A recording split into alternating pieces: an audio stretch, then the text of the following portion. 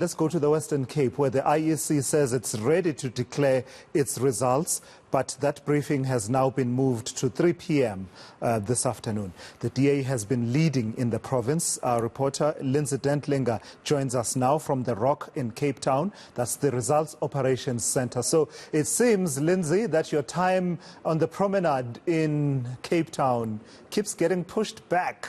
Every time that the IEC says, initially it was 11 o'clock, then they said it was going to be 1 p.m., and now they're saying it's going to be 3 p.m. What's happening?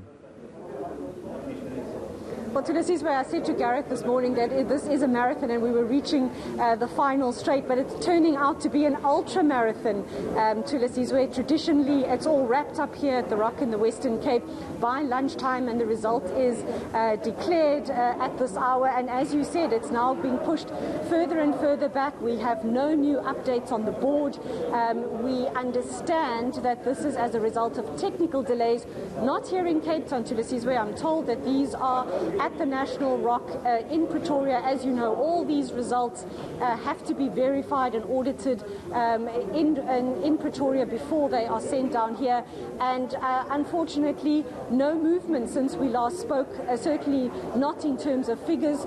We know that one more municipality has been declared, and that is George, but we're still hanging on to receive a result for the Breda Valley, which is just outside of Cape Town, and then, of course, the Cape Town Metro itself, the biggie, as it were, the jewel in the crown for the DA. But for now, all things are looking good for the DA to hold on to the Metro that they've been in control of for 15 years, albeit maybe not with such a big majority as they have done previously. So tell me a bit more about George, Lindsay. You're saying that's the one that has come up in the last while after a lull in terms of updating incoming results. It's another one of those that just adds to the growing tally of hung councils in this province, Tulisi's, where during the 2016 elections we ended with 8 of them, if I'm not mistaken. We're now at almost double that figure. And so even though the DA is leading and has also got the majority in George, these are not overwhelming majorities, Tulisi's, and we saw, for example, the Good Party do fairly okay there, getting 3 seats in that municipality. And so even though the DA leading in many of these hung councils, they can't leave anything to chance right now, because that can just flip if the other parties all bandy together, and I'm sure the ANC, given their very poor performance here, will be looking to do so. And so things really hang in the balance. As I say, growing number of hung councils. Out of the 25 in this province, only 10 of them have been declared an outright win. So it is definitely going to be a coalition, or at least cooperative governing season here in the Western Cape, as the DA's firm grip on these municipalities has now dropped considerably. Yeah. Lastly, then, Lindsay, I think I heard you mention that the results that are still, holding you from your time at the beach include Breda Valley as well as portions of Cape Town. But in terms of weight, they are unlikely to tip the scales in any way, are they?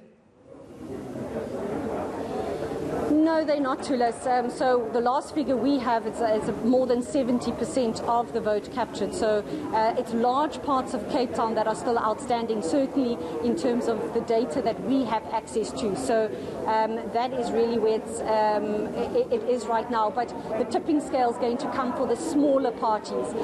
We know the DA will be the lead in that council. The ANC performed really poorly, and we don't seem to think that that would increase significantly, but everything is riding on those wards that are outstanding for the smaller parties, newcomers, the Good Party, the Cape Coloured Congress, and then also to see it was expected that the Freedom Front Plus might be able to steal some of those supporters from the DA. They only have 1 seat in the council, which they've only had one since 2006, so I'm sure they were hoping to do better, specifically in those coloured communities where where they have been campaigning with Leonard Max, the former police commissioner, as their mayoral candidate. And so everything is riding on how the opposition parties, the existing opposition parties in the council, EFF, the ACDP, the Muslim parties, those that have single seats, what that's going to mean for them. So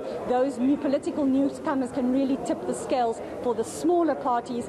But as for the DA, I think they are firmly in the driving seat, Tulas, even though there are those huge chunks of Cape Town. We're still waiting for a result to be confirmed. Being the eNCA top runner that you are, Lindsay, I have no doubt about your endurance. So even if the IEC is taking you into beyond kilometer 42 and going to kilometer 43, 44, etc., you are up for the task. That's eNCA's top runner, Lindsay Dentlinger from the Rock in Cape Town there with that update. From the Western